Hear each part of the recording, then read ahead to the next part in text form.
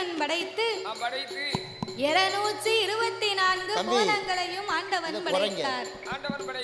7 சப்தா சாரங்களாகப்பட்ட கடல்களை படைத்து கல்லுக்குள் இருக்கும் தேரையவும் தாயாரின் கற்பையுக்குள் வாழும் சிசுவையும் முட்டைக்குள் உருவாகும் குஞ்சியவும் ஆண்டவன் படைத்து ஓர் அறிவு முதல் 6 அறிவு படைத்த நாமளை போன்ற மானிட மக்களை படைத்தார்.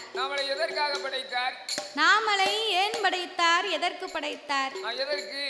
மனு உலகிலே நாமல் மனிதர்கள் எல்லாம் ஒற்றுமையாக வாழ வேண்டும் என்று ஆண்டவன் நாமளுக்காகத்தான் இந்த உலகத்தை படைத்தார். ஒற்றுமையாக வாழணும்னு உலகத்தை படைத்தார். ஆனால் ஒற்றுமை இன்னைக்கு எங்கேயுமே இல்லை. எங்கும் கிடையாது. ஏன் ஒத்துமல்ல? எங்கள்கிட்ட என்ன ஒத்துமல்ல? நம்ம 6 பேருடைய ஒற்றுமை இல்லையே. என்ன ஒத்துமல்ல? நான் வாழறது உங்க பிடிக்கல, நீங்க வாழறது எனக்கு பிடிக்கல. உங்க வீட்டுல லைட் எரிஞ்சா நீர் உறகுனா பார்த்து பழுப்ப போய் உடைக்க. ஆமா, இவன் வீட்டுல லைட் எரியவா? ஆமா, அந்த தாளக்கார வாழக்கு எனக்கு பிடிக்காது. இந்த ஒற்றுமை உலகத்திலே எப்போது வரும் தெரியுமா? எப்போ? ஒருவர் வாழ்வதை பார்த்து இன்னும் ஒருவர் சந்தோஷப்படும் போது மட்டும்தான் உலகத்திலே ஒற்றுமை வரும். ஒருவர் வாழ்வதை பார்த்து இன்னும் ஒருவர் பொறாமைப்பட்டா ஒற்றுமை வருமா? எல்லாரும் முன்னாலே நடிப்பாங்க. அவ்வளவுதான் நடக்கும். நடிக்கவங்க நடிப்பாங்க. அதனால வேற வழி கிடையாது. சந்தர்ப்பவாதின்னு சொல்றது நடிக்கவங்கள பார்த்து. அப்போ அப்படி பார்த்தா இந்த உலகத்துல எல்லாருமே சுயநலவாதி தான். உலகம் ஒரு நாடக மேடை. நம்ம எல்லாம் ஒரு நடிகர். இந்த நடிகருக்கு ஒருத்தருக்கு அழகான வேஷம் இவ்வளவு தாய போல, ஒருத்தருக்கு அசிங்கமான வேஷம் என்ன போல. சரி, நம்ம எல்லாம் இந்த உலகத்துல நடிச்சுக்கிட்டு தான் இருக்கோம் எல்லாரும். என்ன போல குரங்கு வேஷம். ஆமா. அப்ப இந்த உலகத்தை ஆண்டவன் ஒற்றுமையாக வாழ வேண்டும் என்று படைத்தார். சரி, அதிலே சிவனுடைய வடிவத்திலே இதோ அமர்ந்து கொண்டிருக்கிறார்களே நாமளை பெற்றெடுத்த தந்தையை படைத்தார். அம்மா சிவசக்தி இருக்காளே, இந்த பத்திரகாளி அம்மா, பகவதி அம்மா, அந்த அம்மாளுடைய வடிவத்திலே சபை நிறைய அமர்ந்து கொண்டிருக்கிறார் அல்லவா? நாமளை 10 மாதம் சுமந்து பெற்று எடுத்த தாய்மார்களை படைத்து சிவன் வடிவத்தில் ஆண்களை சக்தியின் வடிவத்திலே பெண்களையும் படைத்தார். ஆணென்றும் பெண்ணென்றும் ஆண்டவன் அகில உலகத்தை உண்டு பண்ணி நாமளுக்கெல்லாம் 6 அறிவை கொடுத்தார். 9 தத்துவத்தை படைத்தார். 3 ஆசைகளை கொடுத்தார். அந்த 3 ஆசை என்ன ஆசையெல்லாம்? 3 ஆசைனா என்ன ஆசை? என்ன ஆசை? மண் ஆசை, பொன் ஆசை, பெண் ஆசை. ஒரு மனுஷனுக்கு இந்த 3 ஆசையும் தேவைதான். 3 ஆசையும் இருந்தாத்தான் அவன் மனிதன். ஆமா, இல்லனா அவன் முனிவன். ஆமா. அப்போ இந்த மண்ணாசைன்னு சொன்னா என்ன தெரியுமா? என்ன? நம்ம நினைச்ச மாதிரிக்கு ஏக்கர் கணக்குல நிலம் வாங்கி மண்ணு வன வாங்கி நம்ம பேர்ல பட்டா போட்டு வைக்கும். ஆமா. அதுவும் காணாதுன்னு சொல்லி தெருவுல வீடு கட்டிக்கிட்டு இருந்தா, சரி, வீடு கட்டும் போது வாசல அந்த காலத்துல எல்லாம், அந்த காலத்து வீடு எல்லாமே நம்ம வீட்டுக்குள்ள போகணும்னா கீழே இறங்கி உள்ள போகணும். படியில கீழே இறங்கித்தான் உள்ள போகணும். ஆனா இப்ப கேட்டது வீடு அப்படியா இருக்கு? இப்ப வாசல் படி அங்க இருந்தா வீடு கதவு இங்க இருக்கு. எதுக்கு? அந்த தெருவுல இவ இடத்தை பிடிக்காங்களாம். ஆமா, அதுல இடத்தை பிடிச்சு இவ கோட்டை கட்ட. அது மட்டுமா? வயக்காடு இருந்தா அண்ணன் தம்பி 2 பேருக்கும் பக்கத்துல இருக்கும் வயக்காடு ஒரே வரப்பு தான் வச்சிருப்பாங்க. அந்த ஒரு வரப்புல அண்ணன் வரும்போது கிழக்கிருந்தே வரப்ப மேக்க சீவாரு, தம்பி வரும்போது மேற்கிருந்தே வரப்ப கிழக்க சீவாரு. சீவ என்ன ஆகும்? மொத்தத்துல வரப்பே இல்லாம போயிரும். பிறகு ஓன் இடையது ஏன் இடையதுன்னு சண்டை போட்டு கோர்ட்டு கேஸ்னு 10 லட்சம் ரூபாய் செலவு பண்ணதுக்கு பிறகுதான் புத்தியே வரும். பாத்துக்கோ, அதைத்தான் மண்ணு ஆசைன்னு இருக்கான். பொண்ணு ஆசைனா என்ன? நம்ம கழுத்து நிறைய தங்கமா வாங்கி போடணும்னு ஆசைப்படுதோம் பாத்தியா? சில வீட்டுல எல்லாம் கோவில் கூட ஒரு கல்யாண வீடு இந்த மாதிரி பொங்கல் தீபாவளி எல்லாம் வந்துட்டுன்னு வை, இந்த தாய்மார்கள் சும்மா இருக்க மாட்டாங்க. என்ன சொல்லுவாங்க தெரியுமா? வீட்டுக்கார கூப்பிட்டு, ஏயா பக்கத்து வீட்டுக்காரி 10 கிராம்ல ஒரு கம்மல் வாங்கி போட்டிருக்கா, நீ நீர் எனக்கு 3 கிராம்லயாவது ஒரு மோதிரம் வாங்கி தரல அப்படி இல்லனா மவனை இப்பமே நான் உத்தரத்துல கயத்தை போட்டுருவேன்பா. எவ்வளவு வேலைமா என்ன அதாவது அவர் வீட்டுல வந்து ஆமா பச்சை மைட்டு கையெழுத்து போடுறாரு. பச்சை மைனா என்ன நினைச்சு கவர்மெண்ட் வேலை. ஓ கவர்மெண்ட் வேலை பார்க்கறாரு அவரு. அவரு என்ன வேணாலும் போடலாம். நான் பகமுழுக்கும் போய் காங்கிரீட் வேலை பார்த்துட்டு 500 ரூபாயை கொண்டு வரேன். ஆமா 500 ரூபாய் நம்ம ஊர்ல. சரி இங்க 1000 ரூபாய் ரைட். அப்படி இருக்கனால 1000 ரூபாய் கொண்டு வரேன். 1000 ரூபாய் கொண்டு வந்து நம்ம செலவுக்கே காங்க மாட்டோம்ங்க. நம்ம என்ன செய்ய முடியும்? அப்போ இப்படி எல்லாம் நம்ம ஆசைப்பட்டு தங்க நகை வாங்கி கடனை வாங்கி உடனே போட்டுக்கிடுவோம். அதைத்தான் பொண்ணு ஆசைன்னு இருக்கான். 3வது ஆசை ரொம்ப முக்கியமான ஆசை. யாருக்கும் இருக்காத ஆசை, எவருக்கும் திகட்டாத ஆசை.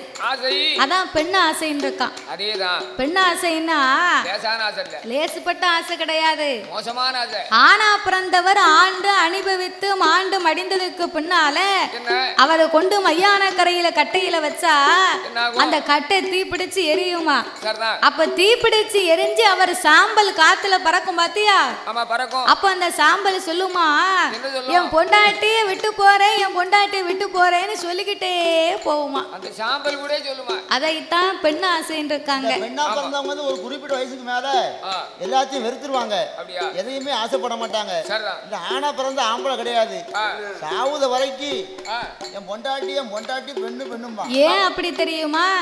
பெண்ணா பிறந்தவளுக்கு வந்து மன உறுதி அதிகம். அப்படி உறுதி அதிகம். ஆனா பிறந்தவர் கடைசி காலத்துல நம்மளை பார்க்க ஒருத்தி வேணும் பாத்தியா, அதனால கஷ்டப்படுவார். சரிதான். அப்படியாகவே ஆணென்றும் பெண்ணென்றும் அகிலத்தை உண்டு பண்ணி இறைவனாகிய பகவான் மரம் செடி கொடி பயிர் புல் பூண்டு இலை தாவரங்களோடு ஆடு மாடு கண்டுகாடைகள் அதனையும் படைத்து எறும்பு யானை முதல் என்ன உண்ணா மனுக்கள் 84 லட்சம் கோடி ஜீவராசிகளை ஆண்டவன் படைத்தார். 804 லட்சத்து கோடி. நமக்கு மட்டும் இந்த பூலகம் சொந்தம் கிடையாது. நாமல் கண்ணுக்கு தெரியாமல் பல்லாயிரக்கணக்கான உயிரினங்கள் வந்து கொண்டே இருக்கிறது. அப்பேற்பட்ட இந்த உலகத்தை படைத்தால் மட்டும் போராது, பட்டினி இல்லாமல் படியிழக்க வேணும் என்று என் ஆண்டவன் எப்படி படியிழந்து வருகின்றார் தெரியுமா? நாளை நல்ல தினை எடுத்து நாளை நல்ல தினை எடுத்து நாளை நல்ல தினை எடுத்து தினை எடுத்து அவர் நாடு எங்கும் படி அளந்தார். அவர் நாடு எங்கும் படி அளந்தார்.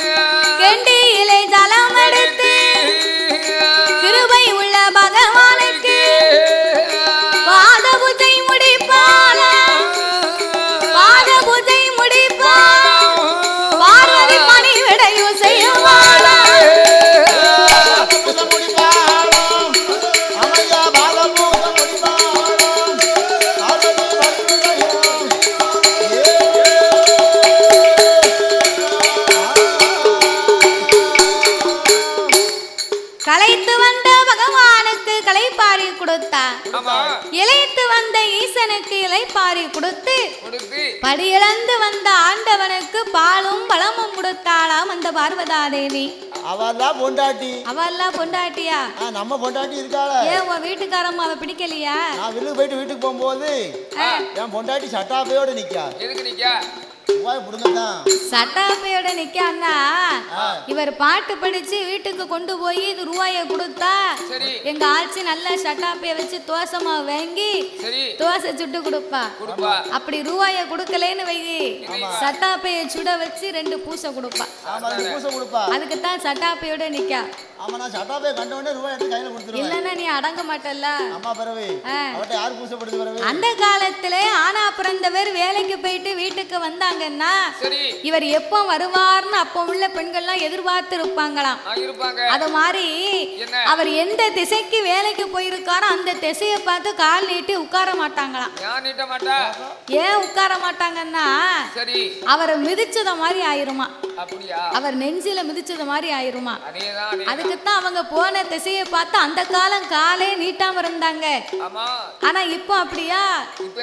இப்போ வீட்டுக்கார் வரும் போது சோபாவை போட்டு அதுல உட்கார்ந்து டிவிய போட்டு 6 மணிக்கு நாடகம் போட்டுருவாங்க. அந்த நாடகத்தை வச்சு அவர் நெஞ்செதிர காலை நீட்டி உட்கார்ந்தா தான் கால் உளைச்சலே கேக்கு. பாத்துக்கோ. ஆமா, சும்மா ஒண்ணும் இல்ல. இல்லன்னா கால் உளைச்சு அப்படி கேட்கலன்னா அந்த ஐயா வந்து இவளுக்கு கால் பிடிச்சு விட்டா தான் கேட்கும். கண்டிப்பா. பிறகு அந்த கால பெண்கள் எல்லாம் தன்னுடைய கணவனுடைய பேரை வாயால சொல்ல மாட்டாங்களா? ஏன் சொல்ல மாட்டாங்கன்னா சுப்பிரமணியன் இருந்தா கடையில போய் கிளவி சுக்குன்னு கேட்க மாட்டா. காஞ்ச இஞ்சி இருக்கா என் பேர புள்ள? காப்பி போட போறேன், காஞ்ச இஞ்சி இருக்கான்னு கேட்பா. காஞ்ச இஞ்சின்னு அதான் சுக்குயா. ஆமா, பாட்டி சுக்குன்னு கேட்க வேண்டியதானே. சூனா வருதோ? உங்க பேரண்டி உங்க தாத்தா பேரு சுப்பிரமணி, உங்க தாத்தா பேரு சொல்லலாமா? அதனாலதான் அப்படி கேட்க. அத மாதிரி தாத்தா பேரு புதிய சாமின்னு இருந்தா கடையில போய் புளின்னு கேட்க மாட்டா. புளின்னு எலின்னு கேட்பாங்களோ? ரசம் வைக்க போறேன் அந்த பழம் இருந்தா கொடுங்கன்னு கேட்பாங்களாம். பிறகு அந்த காலத்துல அப்படி அழகா கணவனை கண்கண்ட தெய்வமா நினைச்சாங்க. இப்போ வீட்டுக்கார புறம் பேர் சொல்லி கூப்பிட்டா தான் அவரே திரும்பி பார்க்காரு. அந்த காலத்துல புருஷன் பேரை சொன்னவர்கள் எல்லாம் குழுத்து செத்திருக்கின்றார்கள். இந்த காலம் புருஷன் பேரை சொல்லி அப்போ இந்த ஆதிபரா சக்தியாகப்பட்ட பார்வதியும் சிவபெருமான் எப்போது வருவார் என்று எதிர்பார்த்து காத்திருந்து பாத பூஜை முடித்தால் பணிவிடைகளை செய்தார். கலைப்பாரி இலைப்பாரி கையிலே கொலுவிருந்து வந்தார்கள். இப்படியாக இருந்து வரும் போது மறுநாள் பொழுது விடிந்தது. பகவானை அழைத்த பார்வதி சிவபெருமான் மீது ஒரு சின்ன சந்தேகம். ஆண்டவா, நீங்க உலகம் எல்லாமே என்னைக்குமே படியிழந்து வாருங்க. உலகமெல்லாம் நீங்க படியிழந்து வந்தா உலக மக்கள் எல்லாம் யாரை வணங்கி வருகிறார்கள்? உங்களை தானே வணங்கி வருகிறார்கள். உலக மக்கள் எல்லாம் உங்களை வணங்கும் போது எனக்கு தெரியாமல் யாரோ 2 பேர்களை நீங்கள் வணங்கி வருகின்றீர்கள். அவங்க 2 பேரும் யாரு? ஏன் அவர்களை நீங்கள் வணங்க வேண்டும்? பார்வதி, உலகத்தை படைத்தேன் பாதுகாத்தேன் அம்மா. ஆனால் இந்த மக்களுக்கெல்லாம் இரவும் பகலும் ஒளி கொடுக்க வேண்டுமானால் யாரால முடியும்? காலையிலே தோன்றும் கதிரவன், மாலையிலே தோன்றும் சந்திரன். சந்திரனும் சூரியனும் இல்லையானா சகல உலகத்துக்கும் ஒளி கிடைக்காது. ஆகையினால் என் வலது கண்ணை சூரியனாகவும் ஆண்டவன் இடது கண்ணை சந்திரனாகவும் நான் வணங்கி வருகிறேன் அப்படின்னார். பார்வதிக்கு கொஞ்சம் கூட நம்பிக்கையே இல்லை. அது எப்படி ஆண்டவன் 2 கண்களும் சந்திரன் சூரியனா இருக்க முடியும்? இன்றைக்கு இவரையே நாமல் பரிசோதித்து பார்க்க வேணும் என்று அந்த பார்வதா தேவி என்ன செய்கிறாள் தெரியுமா?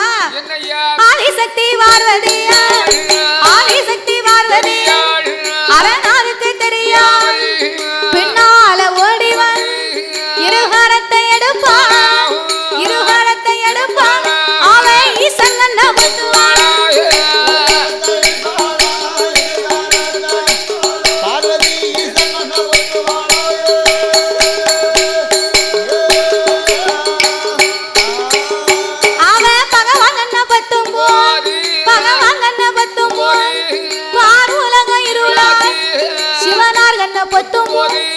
சிவ உலகம் இருளாய் கடவுள் கண்ண பத்தும் போது கடவுள் கண்ண பத்தும் போது கலி உலகம்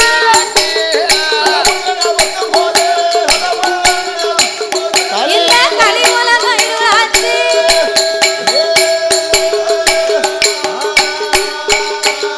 அங்கே ஈரேழு உலகம் எல்லாம் இருளாக இருக்குதையா பாரேழு உலகமே பாலடைந்து இருக்குதையா ஆதி பராசக்தி ஆண்டவனார் திருக்கண்களை மறைத்து சூரியன் வாராரா சந்திரன் வாராரான்னு பாப்போமே அப்படின்னு கடவுளுக்கு தெரியாமல் கடவுளார் திருக்கண்களை மறைக்க ஆண்டவன் கண்ணை பொத்துனா என்ன ஆகும் உலகம் எங்கு பார்த்தாலும் ஒரே இருள் மயமா இருக்கு உலகமே இருட்டா இருந்தா நம்மளால எந்த வேலையும் பார்க்க முடியுமா ஒரு வேலையும் செய்ய முடியாது அசையும் பொருள் அத்தனையும் அசையாமல் இருக்கிறது வந்தவரும் தெரியவில்லை போனவரும் தெரியவில்லை உலகமே ஒரு மாயமாக இருக்க அப்போ சிவன் பார்த்தார் இந்த பார்வதிக்கு எவ்வளவோ நாம எடுத்து சொன்னோம் ஆனா நம்ம மேல நம்பிக்கையே இல்லையே நாமளே சந்தேகம் செய்து பரிசோதனை பார்த்த இந்த பார்வதிக்கு சிவன் யார் என்று இன்னைக்கு தெரியப்படுத்தணும் நமக்கு இருக்கக்கூடிய 2 கண்கள் மட்டும் தானே இவளுக்கு தெரியும் சிவபெருமானுக்கு 3வது கண் நெற்றிக்கண் ஒண்ணு உண்டு அதான் ஞான கண்ணுன்னு சொல்லுவாங்க அந்த நெற்றிக்கண்ணை திறந்து நாமல் உலகத்துக்கு ஒளி கொடுக்க வேண்டும் என்று ஆண்டவன் என்ன செய்கின்றார் தெரியுமா ஆண்டவன் தான் பகவான் ஆண்டவன் தான் பகவான் ஆதிசக்தி முன்னால் ஒளி கொடுக்க வேணுமே உச்சி கண்ணை திறப்பான் உலகில் ஒளி கொடுப்பான் நெச்சி கண்ணை திறப்பான் நெச்சி கண்ணை சாமி நீண்ட ஒளி கொடுப்பான் அவர் நீண்ட ஒளி கொடுப்பான்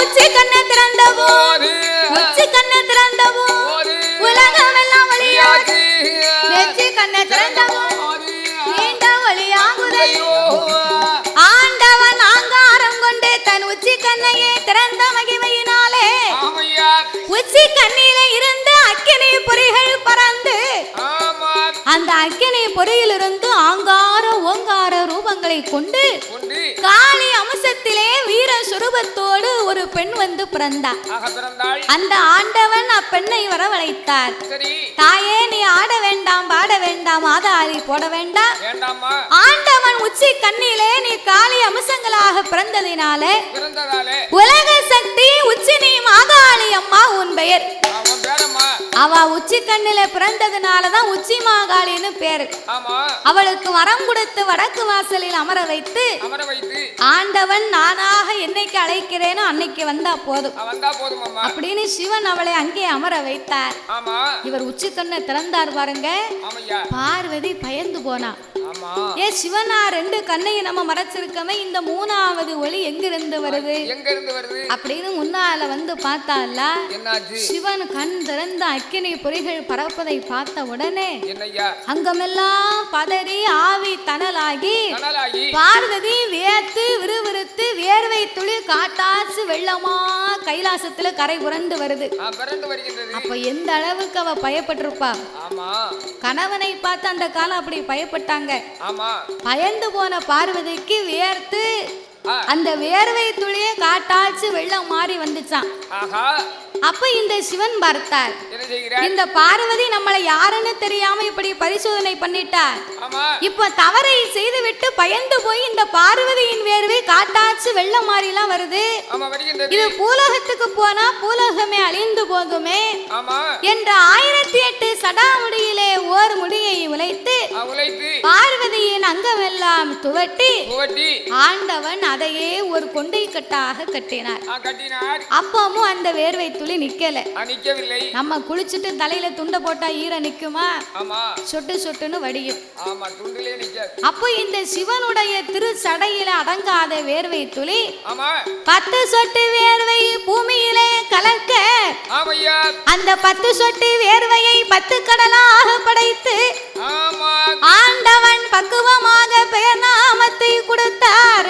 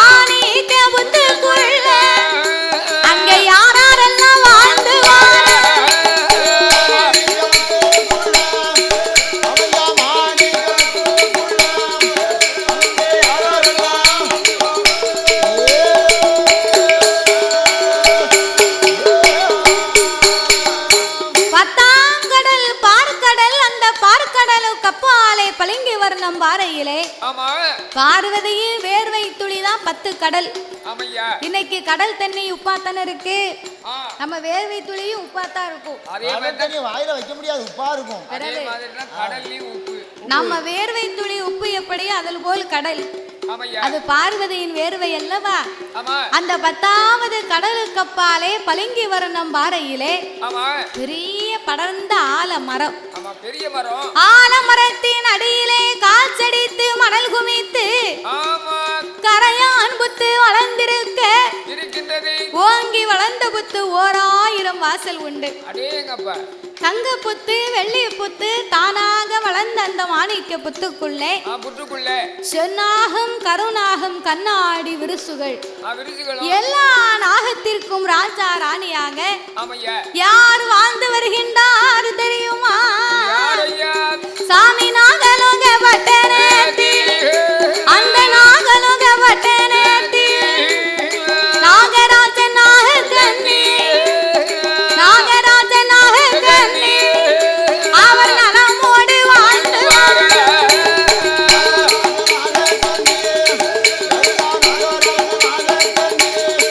அவர் நலமுடனே வாழ்ந்து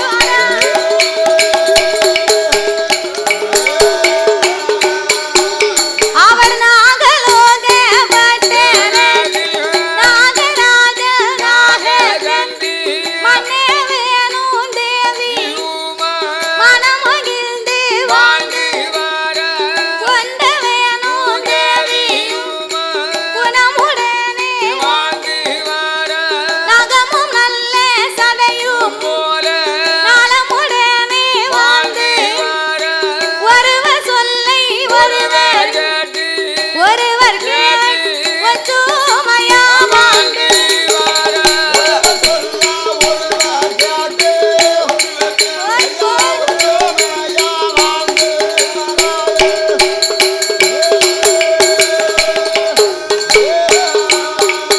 அவர ஒருவர் சொல்லை ஒருவர் ஒற்றுமையா வாழ்ந்து வரும் இருவேருக்கு நாகலோக வட்டணத்திலே என் நாகராஜனும் நாகக்கண்ணி பெண்கொடியாலும் நாகங்கள் இரண்டும் நலமோடு வாழ்ந்து வருகிறார்கள். நாகம் என்று சொன்னா பூலோகத்திலே பார்க்கிறோமே அந்த மாதிரி நாகம் கிடையாது. தலை மட்டும் மனித தலை, கண்டத்துக்கு கீழே உடம்பெல்லாம் நாக வடிவம். இப்படி தெய்வத்தினுடைய அம்சங்களாகவே வாழ்ந்து வரக்கூடிய நாகராஜனும் நாகக்கண்ணியும் ஒருவர் சொல்லை ஒருவர் கேட்டு ஒற்றுமையாகவே வாழ்ந்து வருகிறார்கள். நகமும் சதையும் போல, வீணையும் நாதம் போல, வள்ளுவனும் வாசுகி போல ஒருவர் சொல்லை ஒருவர் கேட்டனா ஆண் பெண்ணை மதிக்க வேண்டும், பெண் ஆணை மதிக்க வேண்டும். ஆணும் பெண்ணும் சேர்ந்ததுவே அகில உலகம். ஆம்பளை நினைக்க கூடாது, பொம்பளை சொல்லி நம்ம கேட்கவா, நம்ம பொண்டாட்டி பேச்ச கேட்கவா அப்படின்னு ஆம்பளை நினைக்க கூடாது. நம்ம கட்டிய மனைவி நம்ம வாழ்க்கையிலே நல்ல காரியம் நடக்கணும்னு தான் சொல்லுவாங்களே தவிர அவங்க சொல்லு வார்த்தையில 5க்கு 2 வார்த்தையாவது கேட்டு நடக்கணும். மனைவி வந்து ஒரு கணவனை பார்த்து கெட்டு போன்னு சொல்லுவாளா? அது எப்படி சொல்லுவா? நல்லா இருக்கணும் ஐயா, ஆமா நான் சொன்னதை கேளுங்க, அனாவசியமா ஜெவலிக்காதங்க, ஆமா கெட்ட பழக்கத்தை தூர விடுங்க முதல்ல. பக்கத்து வீட்டுக்காரன் இருக்கான் பாரு, அவன் கூட சேராத, அவன் வெறும் குடியார பைய, ஆமா மோசமான ஆளு அப்படின்னு சொல்லுவா இந்த அம்மா. ஐயா கேட்டா தானே ஆச்சு. இவர் வேலை பார்த்துட்டு வாரத்துல ஒரு நாள் சம்பளத்தை வாங்கி அவரும் குடிச்சு பக்கத்துல உள்ளவரையும் கூட்டு போய் ஓசியில குடிச்சு சொல்லியிருக்காங்க. பன்றியோடு கன்று சேர்ந்தால் கன்று என்ன செய்யும்? பன்றி எது சாப்பிடுதோ அதைத்தான் சாப்பிடும் கன்று. ஒன்னா சேர்ந்தா சாப்பிட்டு பழகிடும். அதே மாதிரி நல்லவரோடு பழகினா நல்ல பழக்கம் வரும். கெட்டவரோட பழக்கினால் கெட்ட தீய பழக்கம் தான் நமக்கு வரும். ஆமா, நான் ஜிரிசில் பூராமே இந்த ஆள்கிட்ட தான் பழகினேன். அப்படியா? பழக போய் தானே இப்படி கெட்டு போனேன். என்ன செய்ய முடியும்? உங்க பொறுப்பு தானே. அது ஒரு சேர்க்கைகள். அப்படி அப்போ கிணத்துல போய் உழைச்சா நம்ம உழுவுமா? ஜெயில வந்து ஜெயில போய் பாயின்னு சொன்னா பாயுவோமா? அதெல்லாம் விவரம் தெரியும், இதெல்லாம் செத்து போயிருவோம்னு இதுவும் தெரியத்தான் செய்யும். கொழுப்பு நம்மளும் சாப்பிட்டு பார்ப்போமே அப்படின்னு நம்மளும் மனசு வச்சு தான் சாப்பிடுறோம். அப்போ வீட்டுக்காரம்மா இந்த ஆளு கூட சேராதங்க, இப்படி இப்படி போவாதங்க, வாரத்துல ஒரு நாள் சம்பளத்தை வாங்கி நல்லா சாப்பிட்டுட்டு மிச்ச ரூபாயை வீட்டுக்கு கொண்டு வாங்க அப்படின்னு சொல்லுவா. அந்த ஐயா நல்ல சம்பளத்தை வாங்கி வயத்துக்கு சாப்பிட்டுட்டு பிள்ளைகளுக்கு ஒரு பண்ட பலகாரம் வாங்கிட்டு வந்தா எப்படி இருக்கும்? அதை விட்டுட்டு இவரும் குடிச்சு பக்கத்துல உள்ளவரையும் குடிச்சு வீட்டை விட்டு போகும்போது ரொம்ப மாப்பிள்ளையா போவாரு. வெள்ளை வேட்டி தான், வெள்ளை சட்டை தான், தோல்ல வெள்ளை துண்டு தான், அந்த பாக்கெட்டுக்குள்ள துட்டு வச்சிருப்பாரு. 10 ரூபா தான் வச்சிருப்பாரு. அந்த 10 ரூபா வெளியே 500 ரூபா மாதிரி தெரியும். அந்த சட்டையோட மதிப்பு அப்படி இருக்கும். அந்த சட்டையும் போட்டுக்கிட்டு சாயங்காலம் வீட்டுக்கு வரும்போது எப்படி வருவார் தெரியுமா? நல்ல ஒரு பாட்டில போட்டுட்டு இந்த வேட்டி இருக்கு பாரு, வேட்டி அவுத்து தலையில தலப்பா கட்டி இருப்பாரு. போட போய் தானே தலப்பா கட்டுறாரு, சும்மாவா உணர்வு இல்லாம இருக்காரு. மேல போட்டிருக்காரு பாத்தியா மேல் சட்டை, அந்த சட்டையை கலத்தி கக்கத்துல வச்சிருப்பாரு. அது ஒரு பணிவு தான், நல்ல பணிவு. நல்ல பணிவோட வராரு. அந்த துண்டு எதுக்கு கொடுத்திருக்காங்க? துண்டை எதுக்கு கொடுத்தாங்க? துண்டு வந்து மேல போட்டு தோல்ல போட கொடுத்தாங்க. இவர் கையில சுத்திக்கிட்டு நாளைக்கு வர சண்டையை இன்னைக்கே வீட்டுக்கு எடுத்துட்டு வந்துருவாரு. அது ரோட்ல வரும்போது சும்மா ஏன் வராரு? 8-16 அடியா அளப்பாரு. சர்வேர் சரியா அளக்கல, அதனால இவர் அளந்து பாப்பாரு. நிக்க முடியல இல்ல. அப்ப வீட்டுக்காரம்மா மதிப்பாளா? மதிக்க மாட்டா. அதனால கணவன் சொல்லை மனைவி கேட்கணும், மனைவி சொல்லை கணவன் கேட்கணும். போதகட்டோட வீட்டுக்குள்ள போயிட்டாலும் பரவாயில்ல, வீட்டுக்கிட்ட போவான் சுருண்டு முத்தத்துல படுத்துக்கிடுவான். இல்ல வீட்டுல போக முடியாதானே, முத்தத்துல படுத்த உடனே அங்க ஒரு நாய் நிக்கும், நாய் வந்து ஒண்ணா படுத்துக்கிடும். அப்ப சொல்லும், நாய் சொல்லுமா அவர்கிட்ட, என்ன சொல்லு தெரியுமா?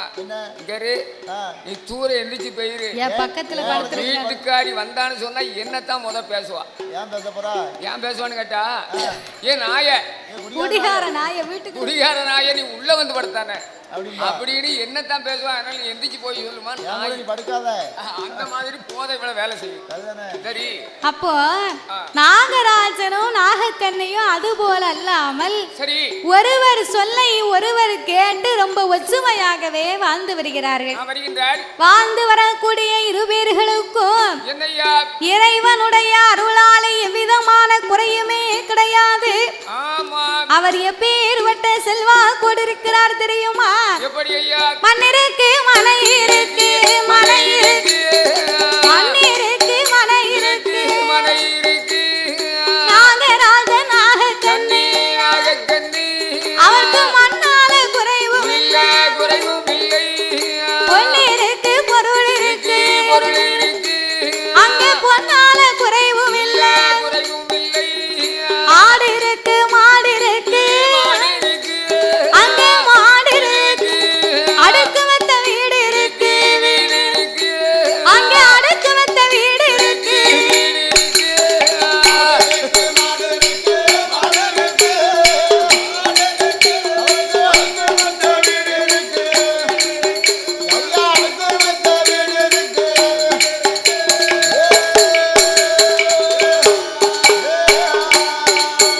அவருக்கு ஏழரையா கோபுரம், எதிரே ஒரு மண்டபம், சூழலையா சுத்தி கட்டும் மாளிகை, அங்கே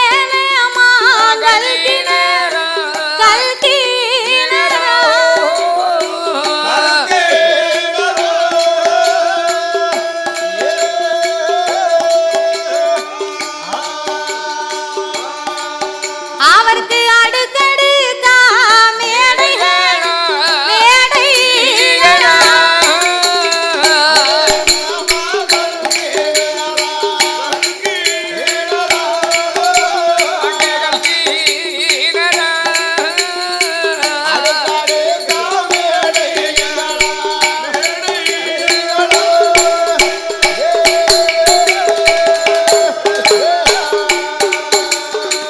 ஆனை கட்டும் ஜாவடி அசைந்திருக்க மண்டபங்கள், குதிரை கட்டும் தாழ்வடங்கள், கொட்டார சாவடிகள், ஜாவடிகள், 10 அடுக்கு மாளிகை, அவருக்கு பந்தடி மேடைகள், மேடைகள். சொத்தால் குறைவு கிடையாது, சுகத்தாலே குறைவு கிடையாது. மண்ணு மனை இருக்கு, பொன்னும் பொருள் இருக்கு, பொக்கிஷங்கள் நிறைந்திருக்கு. பால் பவுசு பாக்கியங்கள் நஞ்சை புஞ்சை காணிகாட்சி நிலம் என்னென்ன வேணுமோ அத்தனை செல்வாக்குமே நிறைந்திருந்தாலும் ஒரு மனிதனுக்கு செல்வங்கள் 16 என்று சொல்லுவார்கள். அந்த 16 செல்வத்திலேயுமே வாய் திறந்து பேசக்கூடிய செல்வம் ஒரே ஒரு செல்வம் தான். நம்ம பீரோவில் நிறைய வீடு நிறைய பணம் காசு நோட்டு வைத்திருந்தாலும் அந்த பணம் நம்மள அம்மா அப்பான்னு கூப்பிடுமா? கூப்பிடாது, ஒருபோதும் கூப்பிடாது. கழுத்து நிறைய தங்க ஆபரணம் வாங்கி போட்டிருக்கோம், அந்த ஆபரணம் நம்மள அம்மா அப்பான்னு கூப்பிடுமா? கூப்பிடாது. மண்ணு மனை வாங்கி போட்டிருக்கோம், அந்த நிலம் நம்மளை அம்மா அப்பான்னு கூப்பிடுமா? கூப்பிடாது. வாய் திறந்து அன்போடு பண்போடு ஆசையோடு அம்மா அப்பா என்று அழைக்க வேண்டுமானால் செல்வத்திலே சிறந்த செல்வம் அதுதான் பிள்ளை செல்வம் இருக்காங்க. சொத்துக்கெல்லாம் பெரிய சொத்து அதுதான் குழந்தை சொத்து.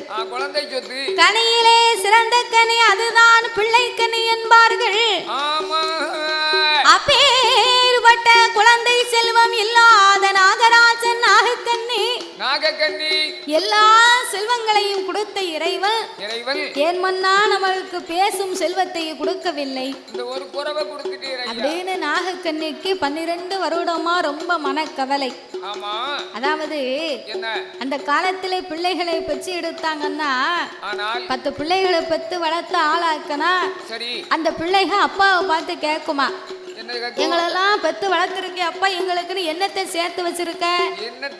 உனக்கும் அம்மாவுக்கும் வயசாகி போச்சு, போகக்கூடிய காலம் வந்தாச்சு, எங்களுக்குன்னு நீங்க 2 பேரும் என்னத்தை சேர்த்து வச்சீங்க அப்படின்னு கேட்டாண்ட ஐயா சொல்லுவாரா, ஏடா நான் பெத்த மகனே, நான் சொத்து சேர்க்கல சுகம் சேர்க்கல மண்ணு மனை வாங்குறதுக்கு எனக்கு திராணி இல்லடா, உங்களை தாண்டா கடவுள் கொடுத்த சொத்தா நினைச்சு 10 பிள்ளைகளை பெத்து வளர்த்து ஆளாக்கி விட்டுருக்கேன், நீங்க தான் எனக்கு சொத்து, அதுக்கு மேல எனக்கு என்னடா வேணும் அப்படிம்பாரா.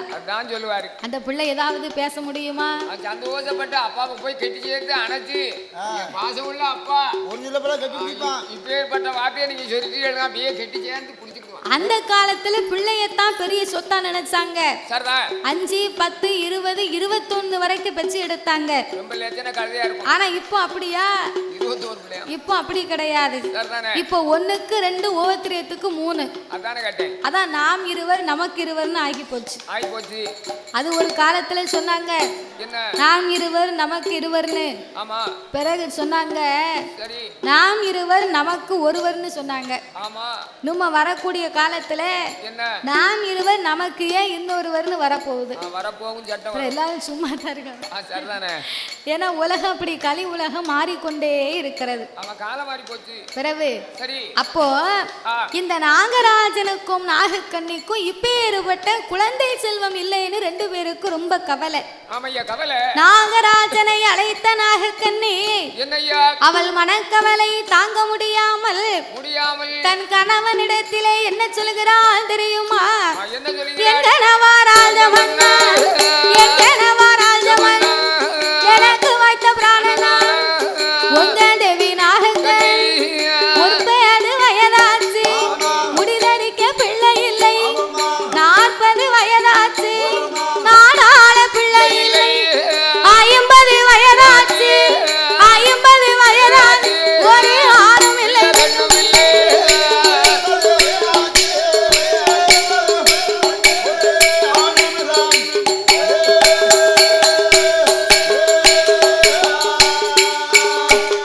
மன்னா பிள்ளை இல்ல வாசலுக்கு பிச்சை கூட வாங்கமா, மதலை இல்ல வாசலுக்கு மாநிலத்தார் வரமா, குழந்தை இல்ல வாசலுக்கு குடும்பத்தார் வரமா, பட்டியலிலே சாதம் போட்டால் மாறி உன்ன பிள்ளை இலையடியில சாதம் எடுத்து உன்ன மதலை இல்லை, கும்பாவில சாதம் போட்டால் கும்பாவில சாதம் போட்டால் நான் கூடி உன்ன பிள்ளை இல்லை.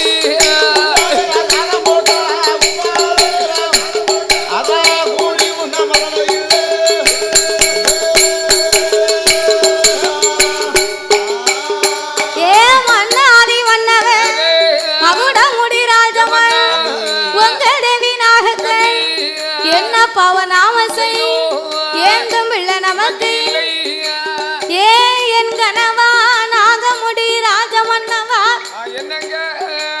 முற்பது வயதாச்சு நமக்கு முடிதறிக்க ஒரு குழந்தை இல்லை 40 வயதாச்சு நாடாள பிள்ளை இல்லை 50 வயதாகி விட்டது ஒரு ஆணும் இல்லை பெண்ணும் இல்லையே மன்னா அதனால என் மன்னா நாகராஜா பிள்ளை இல்லாத வாசலுக்கு பெரிய ஒரு வரமாட்டார்கள் பிச்சை வாங்க மாட்டார் ஏன் தெரியுமா பிள்ளை இல்லாத வீட்டுல பிச்சை வாங்கி சாப்பிட்டா அவங்களுக்கு அன்னதோஷம் பிடிக்குமா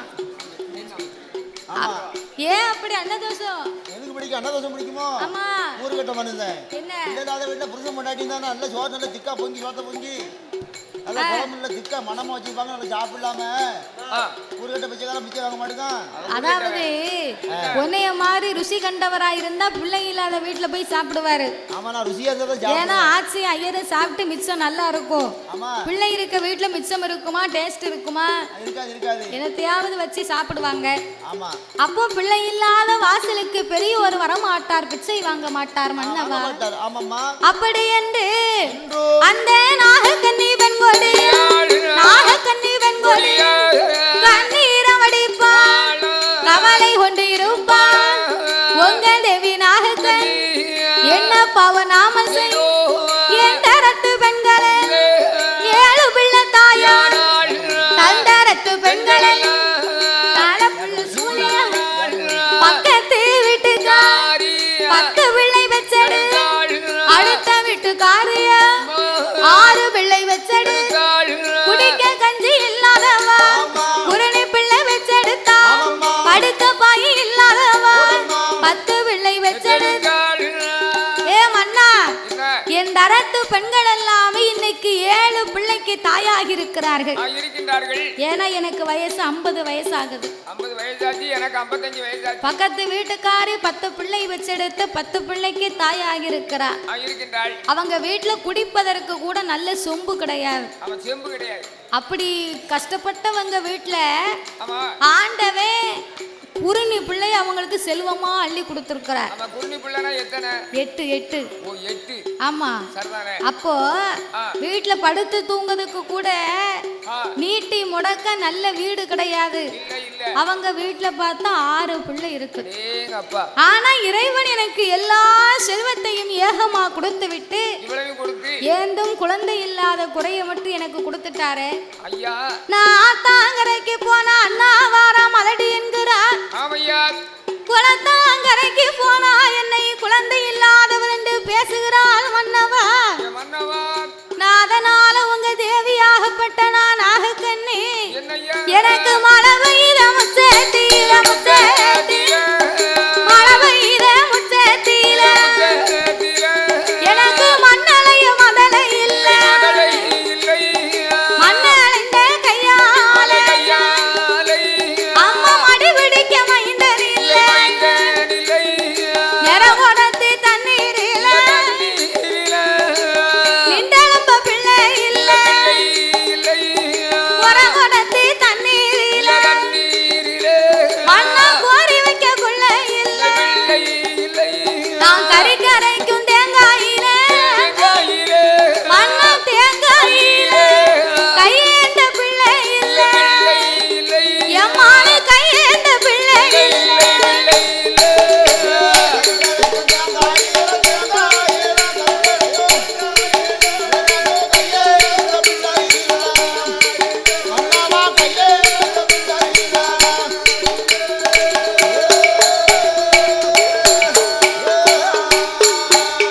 மண்ணா கரைக்கும் தேங்காயில எம்மானு கையேந்த பிள்ளை இல்ல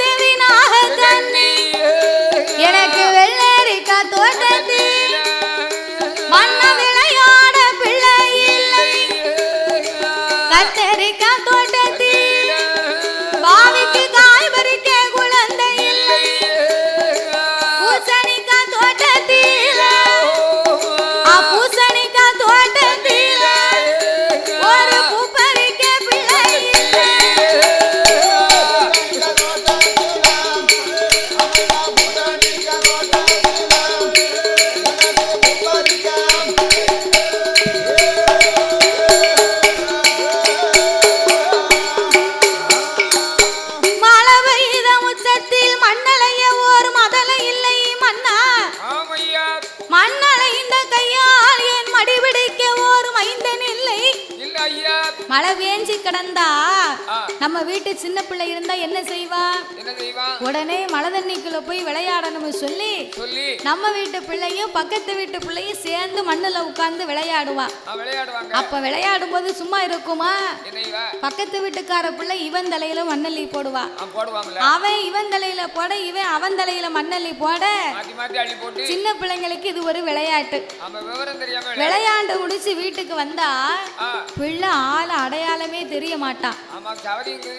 தலையில, முகத்துல, காத்துல, மூக்குல, வாயில மண்ணை திங்கவும் செஞ்சிருப்பான். கை காலு உடம்பு சட்டை எல்லாம் ஒரே சேரும் சகதியுமா இருக்கும். இந்த அம்மா வீட்டுல இருந்தா கூட ஒரு கிழிஞ்ச சேலை கட்டி இருந்தாலும் அந்த சேலை கிழிஞ்ச சேலைன்னு கூட பார்க்க மாட்டா. கிழிஞ்ச சேலைய கட்டி இருந்தாலும் தாய்மார்கள் எல்லாம் என்ன செய்வாங்க தெரியுமா? அது 5000 இருந்தாலும் சரி, 1000 இருந்தாலும் சரி, 10,000 ரூபாயா இருந்தாலும் சரி, 150 ரூபாய்க்கு எடுத்து கட்டினாலும் சரி, அந்த சேலை அழுக்காக கூடாதுன்னு கீழே உட்காரும் போது இந்த முந்திய மட்டும் எடுத்துட்டு தான் கீழே உட்காருவாங்க. எதுக்கு?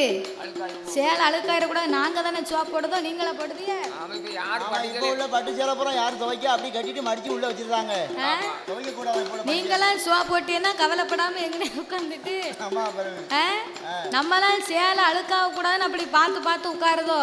இந்த தாத்தாக்கமாரு ஆம்பளை எல்லாம் இருக்காங்க பாருங்க, டீ கடையில போக வேண்டியது, கண்ட இடத்துல உட்கார வேண்டியது.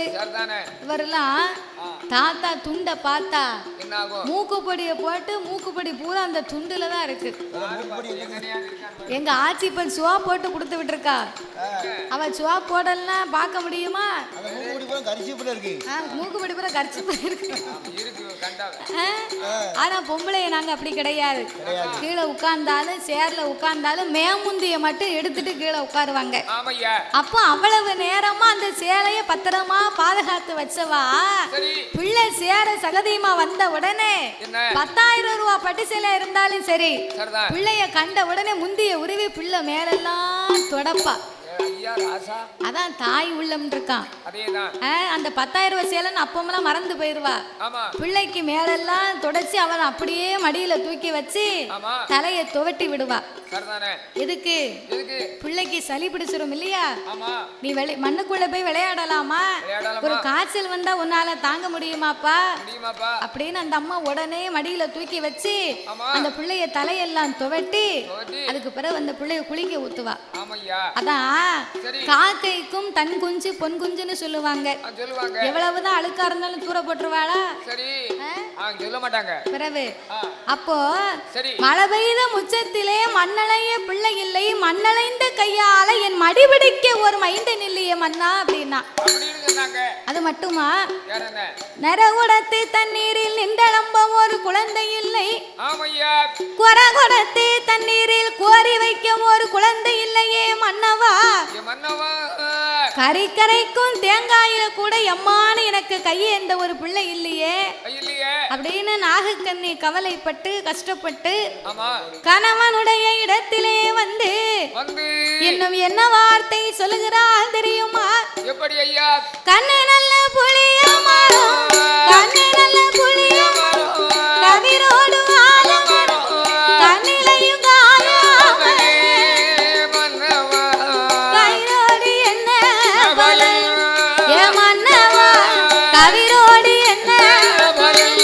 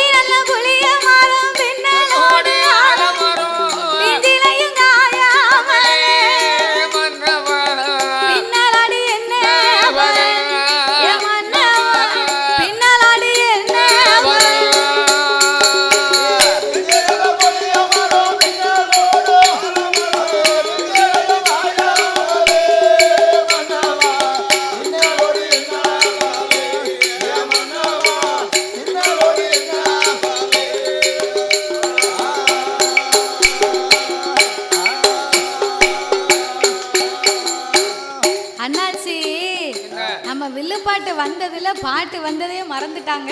அப்படியா? பிறவே வில்லுப்பாட்டு நேர்ல வந்தாலே கட் அவுட் அடிச்சதை மறந்துட்டாவோ. சரி இப்பதான் அவளுக்கு வில்லுப்பாட்டுனே ஞாபகம் வந்திருக்கு பாத்துக்க. அதான் உடனே கொண்டு வந்துட்டாங்க. பிந்தி நல்ல புளிய மரம் பின்னலாடும் பிந்திலையும் காயாமலே பின்னலாடி என்ன மன்னவா பின்னலாடி என்ன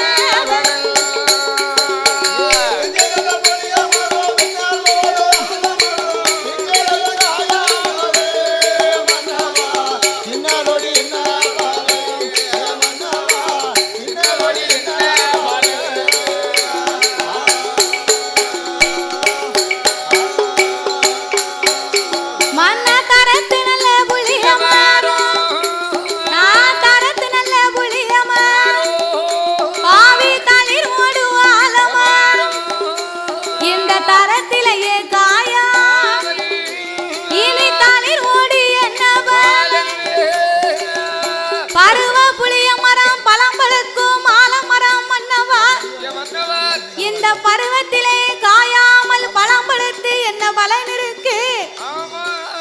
நான் காய்க்கும் காலத்திலே காயாமல் போய்விட்டேன், பூக்கும் காலத்திலே நான் பூவாமல் போய்விட்டேன் மன்னவா. பட்டத்தோடு மழை பொழியணும், பருவத்தோடு விதை விதைக்கணும்னு சொல்லுவாங்க. பட்டம் தவறினா நமக்கு தானே நஷ்டம்.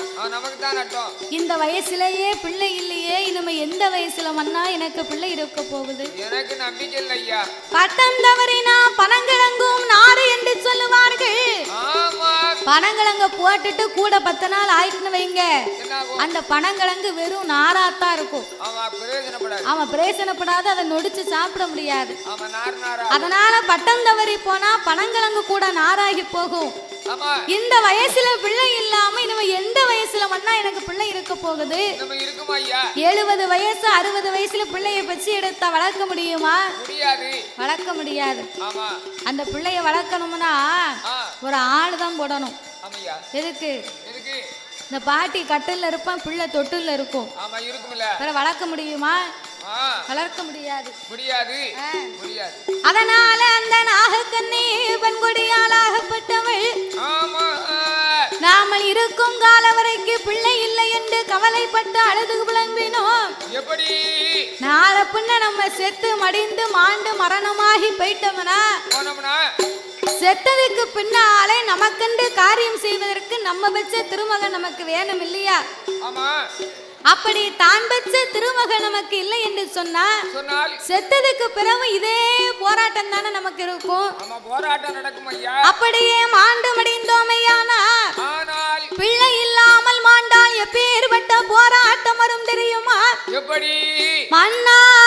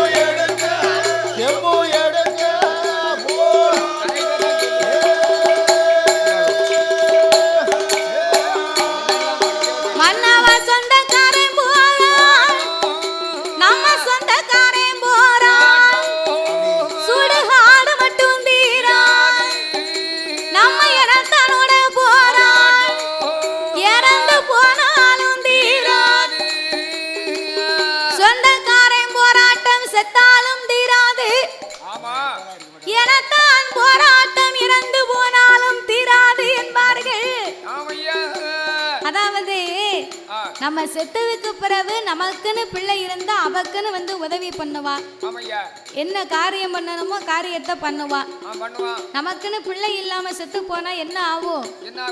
சொந்த பெரியப்பா மகனாகவே இருந்தாலும் அவனை கூப்பிட்டு, எப்பா தம்பி, உங்க சித்தப்பாவுக்கு இதுவரைக்கும் பிள்ளையே இல்லடா, ஆனாலும் உங்களைத்தான் பிள்ளைக்கு பிள்ளையா பெற்று வளர்த்தார். இன்னைக்கு திடீர்னு செத்து போயிட்டாரப்பா, நீங்க தான் வந்து அவருக்கு காரியம் பண்ணணும், வாங்க வந்து உங்க கைய வைங்கன்னு சொன்னா, காசு பணம் இருந்தா கூப்பிடாம சொல்லாமலே முன்னால வந்து முதல்ல நிப்பான். காசு பணம் இல்லாம செத்து போனா என்ன ஆகும்?